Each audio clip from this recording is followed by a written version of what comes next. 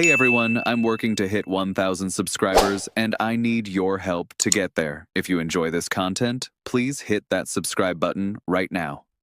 Blue Jays Nation, there are moments in a franchise's life when the real story doesn't happen on the field, or even on the transaction wire, but quietly, invisibly, inside a spreadsheet that never makes the highlights.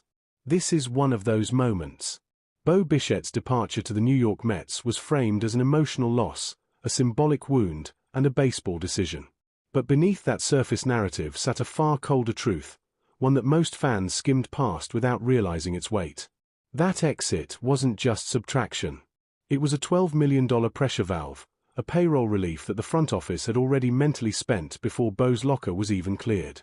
Welcome back to the Blue Jays Report, and if you're here for depth rather than dopamine, you're exactly where you should be. What I'm about to lay out isn't comfortable, and it isn't designed for the casual scroll-past audience. This is dense material. It requires you to abandon the instinctive fan reaction and step into the mindset of a front office analyst who knows that championships are rarely lost in October, but quietly forfeited in January. Here, we dissect the financial engineering behind Andrés Giménez's definitive installation as the starting shortstop, and why the deliberate refusal to pursue Cody Bellinger may ultimately be remembered as the fatal miscalculation of the Ross Atkins regime. If that kind of conversation appeals to you, like the video, share it with someone who still thinks war is a brand of paint, and subscribe to the Blue Jays Report, because we are building this community from absolute zero, brick by brick. This channel was never meant for highlight hunters. It was designed for the minority that understands baseball as a system, not a spectacle.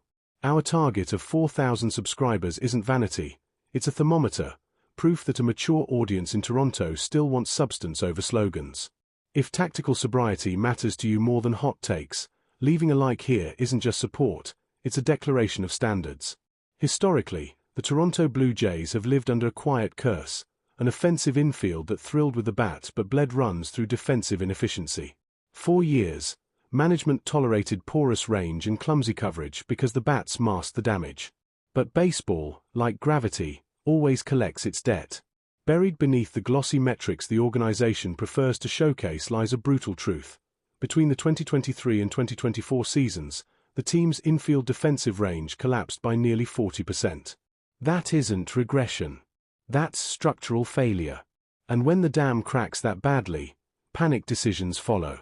Enter Andrés Giménez, extracted from Cleveland not as a luxury, but as a tourniquet. A three-time Gold Glove winner, a defensive savant, the kind of player scouts describe in reverent tones, as if he were a surgeon rather than a shortstop. His contract, $16.5 million stretching through 2029, was presented as stability, as foresight, as the price of fixing a broken foundation. On the surface, it looked responsible. Underneath, the opportunity cost was immense. Because every acquisition casts a shadow, and Giménez's shadow is named Spencer Horwitz. A high on-base percentage hitter, a grinder, a player who specialized in exhausting opposing bullpens and inflating pitch counts without fanfare. In exchange for an elite glove, Toronto surrendered a bat designed for modern playoff baseball. And what did that exchange yield in cold reality? A .210 batting average in 2025. Defensive excellence paired with offensive absence. A beautiful lock on an empty door. Ross Atkins' orthodoxy, his near-religious devotion to gloves first baseball, has begun to suffocate run production. The lineup now resembles an offensive desert, where sacrifice hits are treated like oasis sightings. Defense, once a complement, has become a crutch. And crutches, by definition, are not meant to be permanent. While this is unfolding, the Los Angeles Dodgers operate like apex predators. They don't hesitate. They don't blink. They absorb contracts north of $200 million, like Dylan Cease, not as risks but as insurance policies against irrelevance. They buy certainty. Toronto, by contrast, squints at the horizon with chronic tactical myopia, mistaking caution for intelligence. The front office is perfectly comfortable paying $15.5 million in 2026 alone for Giménez to deliver highlight reel defensive plays, yet somehow finds itself paralyzed when faced with Cody Bellinger, a left-handed bat capable of restoring balance to an increasingly right-heavy lineup. This is not prudence. It is philosophical contradiction. The irony is painful. The Blue Jays pay the maintenance cost of a superteam while delivering the anemic output of a roster drifting toward rebuild territory. Invested capital doesn't translate into wins, only into immaculate spreadsheets that show how many runs were theoretically saved, while ignoring how many were never scored. Defense has become damage control, not a path to dominance. But here's the part no one at Rogers Center wants to say out loud, because it exposes the entire structure. The real reason Toronto walked away from Bellinger had nothing to do with annual value disagreements or term length. That explanation is theater. The truth is administrative panic. Vladimir Guerrero Jr.'s extension detonated the payroll. $35.7 million in 2026. One player. One pillar. That contract, deserved or not, transformed the Blue Jays into a single-axis offensive organization overnight. Everything else became secondary. To avoid crossing punitive luxury tax thresholds, management accepted a shortstop who simply does not hit, then dressed that necessity up as defensive philosophy. This isn't strategy. It's scarcity management masquerading as vision. In simpler terms, Toronto chose to isolate its superstar rather than protect him. Guerrero now stands in the lineup like a lighthouse surrounded by fog, visible, powerful, and increasingly alone.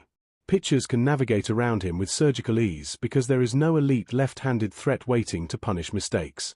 And baseball, at this level, is merciless toward imbalance. If this front office operated under my authority, the verdict would already be delivered. Ross Atkins' management borders on professional negligence by constructing a roster that leaves its franchise player exposed. Gimenez is, without question, an admirable defensive luxury. But luxury items are the first casualties in an economy of scarcity. Toronto cannot afford to carry a black hole in the batting order indefinitely, not while claiming to compete.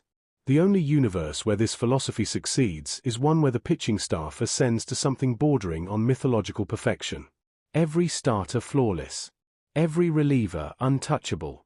Because with the current configuration, the Blue Jays have forfeited their explosive capacity.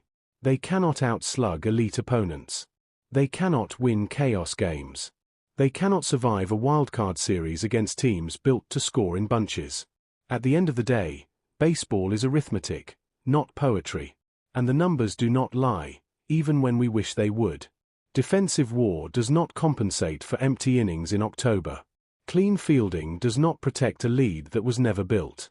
The equation simply refuses to balance. So I'll leave you with a question, not for the casual fan, but for the analysts watching this channel. Would you rather have a shortstop delivering 5 defensive WAR with a .210 average, or a 30 home run bat that compromises defense, given the current roster construction? Don't answer emotionally. Justify it with data. Lay out the run expectancy. Show your work.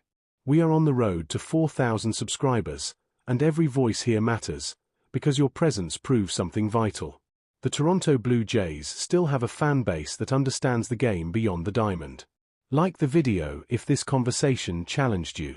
Share it if you know someone still clinging to surface narratives. Subscribe to the Blue Jays Report if you believe baseball deserves analysis as sharp as the game itself. The verdict, whether the front office likes it or not, is already taking shape. And history, as always, will keep score.